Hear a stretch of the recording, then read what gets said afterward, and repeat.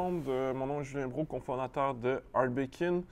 Aujourd'hui, je vais vous parler du premier des 3 L. Quand je parle des 3 L, je fais référence à Ladies, Liquor and Leverage. Ah non, c'est le premier des 3 L. Le troisième des 3 L. Sinon, il faudrait que je dise Leverage, Ladies and Liquor. La citation fait référence à ce que Warren Buffett avait dit. Il avait dit dans une entrevue à CNBC, il y a juste 3 manières que quelqu'un de vraiment intelligent peut tout perdre.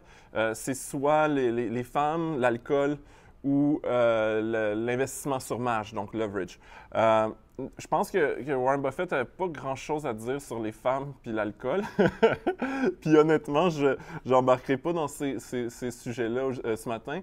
C'était juste une manière d'introduire l'investissement sur marge. Puis la raison pour laquelle je vous en parle ce matin, c'est que j'ai lu dans le Wall Street Journal ce matin que les investissements sur marge avaient augmenté en janvier et que pour l'analyste qui commentait, c'est un signe que les investisseurs ont confiance dans le marché, c'est-à-dire qu'ils empruntent pour acheter des titres dans le marché. Donc, c'est un signe positif. Et en fait, en décembre dernier, donc le dernier trimestre 2018, il y a eu une chute importante justement d'investissement sur marge, ce qui est normal quand les actions diminuent, les gens qui sont sur marge perdent leur chemise.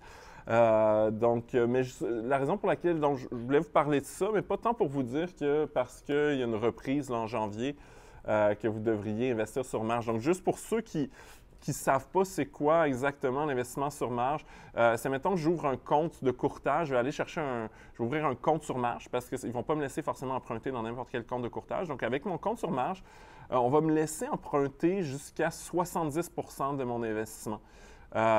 Pour certains titres. Donc, plus le titre est risqué, moins on va me prêter d'argent. Donc, si j'investis dans des penny stocks, on ne va pas me prêter grand-chose. Ça peut être, on va peut-être juste me prêter un 20 % ou quelque chose comme ça. Donc, chaque courtier a une échelle. Et quand on va dans les titres les grandes capitalisations comme les Apple ou je sais pas, les choses très stables, Banque de Montréal, on va dire, là, on va permettre justement de prêter jusqu'à 70 %. Donc, admettons que j'achète pour 100 000 $ d'actions de la Banque de Montréal, je pourrais ne mettre que 30 000 $ dans mon compte et la différence, donc le 70 000 $ serait financé par mon courtier. Mais ça reste une dette, donc je paye de l'intérêt sur ça. Et 2, c'est extrêmement risqué. Non pas parce que, même si on pense que, mettons, Banque de Montréal est un investissement extraordinaire, si à court terme il y a une variation, je peux tout perdre. Donc, tu sais, je vais prendre un autre exemple. Puis en fait, moi, j'ai fait cette erreur-là. J'avais acheté du Apple. J'aurais dû garder mon investissement, mais j'ai acheté du Apple il y a plusieurs années sur marge. Et le titre n'arrêtait pas de baisser. Ça me stressait parce que c'est la beauté de la chose quand on investit sur marge, juste pour qu'on comprenne un peu la rationnelle.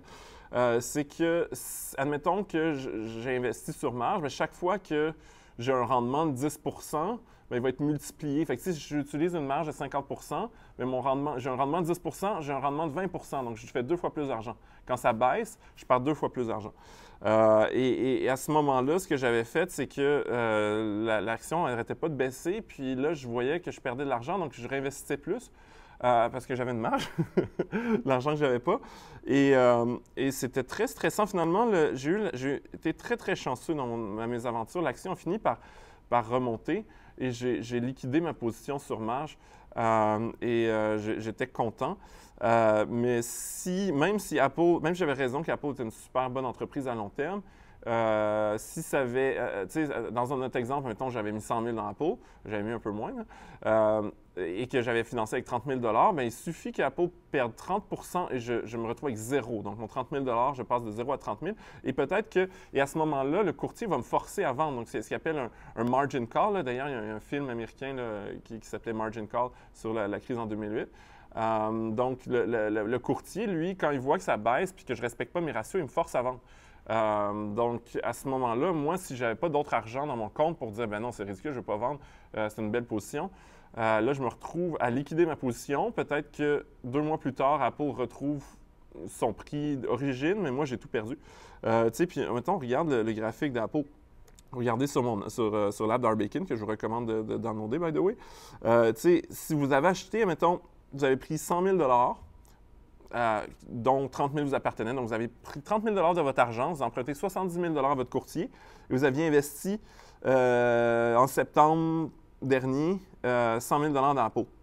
Aujourd'hui, ça vaut 166. Donc 30 de 200, c'est quoi? C'est 60. Donc, ouais, c'est ça. Il vous resterait pratiquement plus rien. Non, en fait, je pense qu'il ne vous resterait rien. Vous auriez tout perdu, vos 30 000 pourtant, peut-être que Apple va se rendre à plus que 200 au courant. J'en ai aucune idée. Là. Puis j'avais fait une autre capsule où je disais, tu sais, Apple n'est pas super bon en logiciel, le meilleur matériel, puis les ventes d'iPhone ralentissent, ainsi de suite. Donc, probablement pas une bonne idée. Mais l'idée, c'est que vous pouvez avoir raison à long terme. Il suffit d'avoir tort à court terme pour tout perdre en investissement sur marge. Donc, c'est vraiment quelque chose de très dangereux. Je vous recommande de vous en tenir loin. Surtout que le plus important, c'est d'être capable de ne pas perdre son argent en investissant. Donc, oui, il y a des possibilités de rendement supérieures en investissant sur marge, mais il y a surtout des possibilités de tout perdre son argent.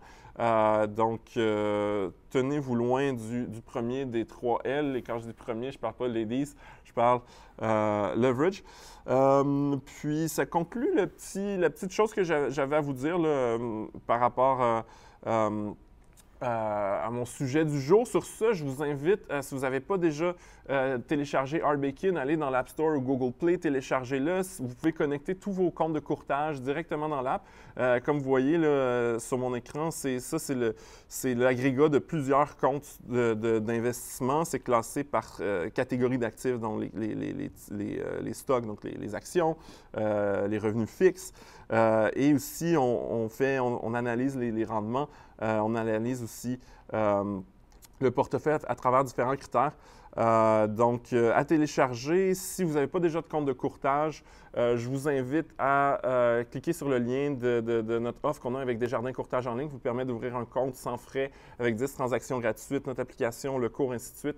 Donc, pour devenir un investisseur en bourse sans risquer grand-chose, super bonne idée de faire ça. Et finalement, si vous êtes correct, vous avez l'app, vous avez un compte de courtage, bien, faites juste partager la vidéo puis propagez la bonne nouvelle, comme ça, d'autres gens vont s'enrichir. Sur ce, je vous souhaite une bonne journée.